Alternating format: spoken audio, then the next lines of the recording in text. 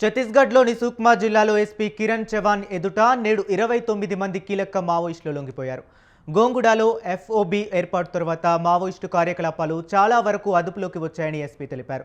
లొంగిపోయిన వారంతా దర్బా, Kerala Paul area కమిటీలో చురుగ్గా వ్యవహరించిన వారేనన్నారు. తాజా పరిస్థితులు గమనించి మావోయిస్టులు హింసా మార్గాన్ని వీడి లొంగిపోతే మంచిదన్నారు.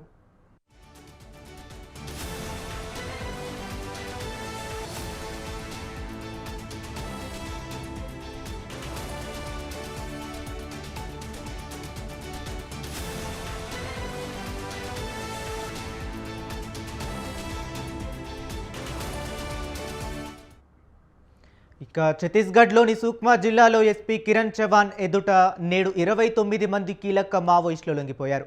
గోగుండాలో ఎఫ్ఓబి ఏర్పాటు తర్వాత మావోయిస్టు కార్యకలాపాలు చాలా వరకు అదుపులోకి వచ్చాయని ఎస్పీ తెలిపారు. లొంగిపోయిన వారంతా దర్భా, కేరళ పాల్ ఏరియా కమిటీలో చురుగ్గా వ్యవహరించిన వారేనన్నారు. తాజా పరిస్థితులు గమనించి మావోయిస్టులు హింసా మార్గాన్ని విడి లొంగిపోతే మంచిదన్నారు.